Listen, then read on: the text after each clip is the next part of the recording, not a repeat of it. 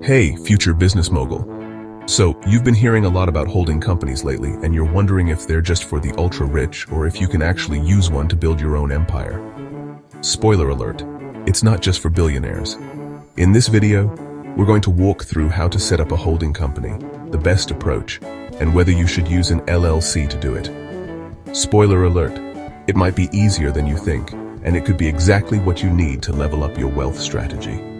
So grab your favorite snack, take some notes, and let's dive in, because your business empire is about to get one step closer to reality. Let's start with the basics. A holding company is not a business that actively makes stuff or provides services. No, it's more of a financial powerhouse. Imagine you're a parent and your kids are your businesses. Your holding company is like the super parent that watches over all the kids. In simpler terms, a holding company is an entity that owns other businesses or assets, but doesn't necessarily do business itself.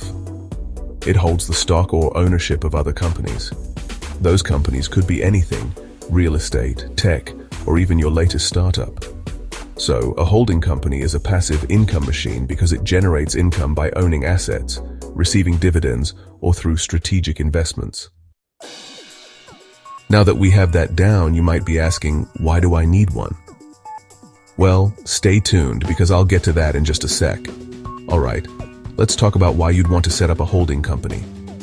It's not just about making things look fancy on paper. Holding companies come with serious advantages.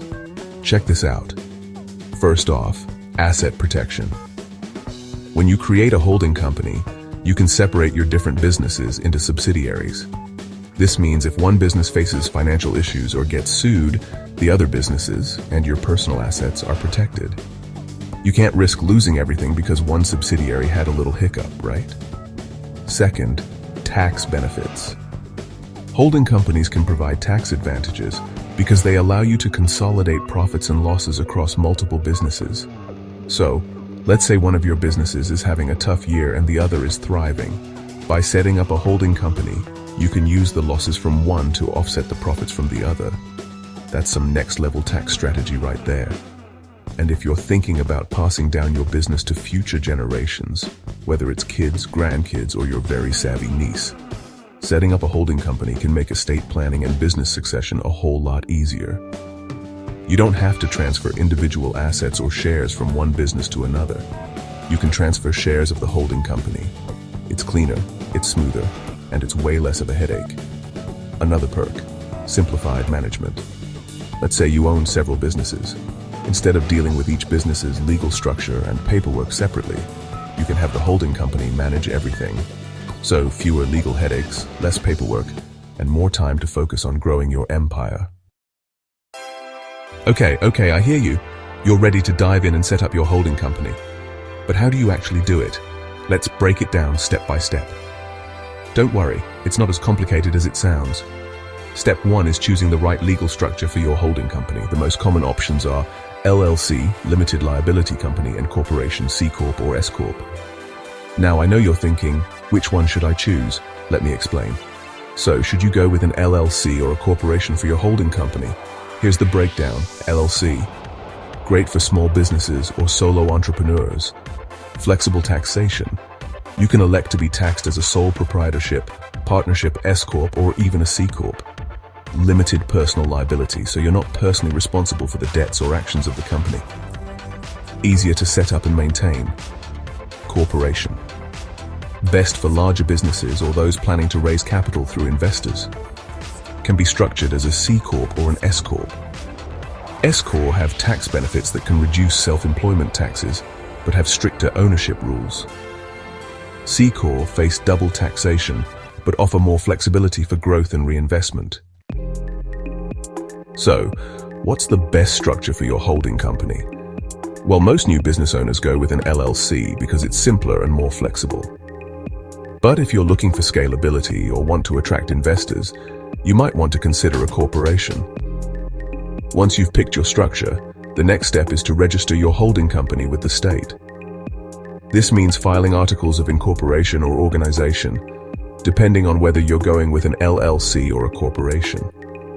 You'll need to pay a small fee and you'll get an official business number to keep things legit. Next, you'll need to set up an operating agreement for an LLC or bylaws for a corporation.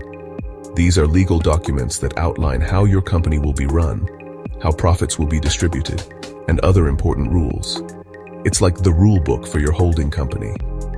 Now, time to set up business bank accounts and get your finances in order. You'll want to keep your holding company's finances separate from your personal finances. This is key to maintaining the legal protections of the holding company. Alright, so should you definitely use an LLC to create your holding company? Let's weigh the pros and cons. Pros of using an LLC. Simple setup. LLCs are easy to set up compared to corporations. Flexible taxes.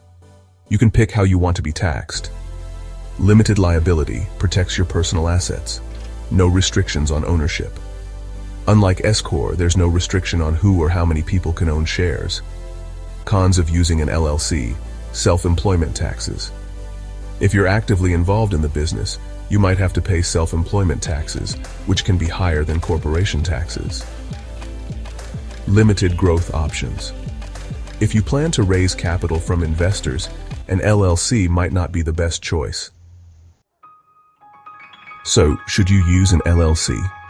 If you're looking for simplicity, flexibility, and personal asset protection, it's a great option. But if you're planning on growing big or raising funds from outside investors, you might want to consider a corporation. Okay, so now you know how to set up a holding company, the pros and cons of LLCs, and why you should seriously consider setting one up to build wealth and protect your assets. The next step is taking action. You can start small, maybe with just 1 or 2 businesses under your holding company. As your empire grows, so will the benefits of having this structure in place. If you found this video helpful, don't keep this goldmine of info to yourself.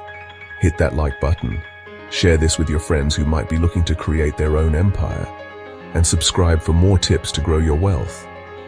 Because hey, your future self will thank you for taking action today.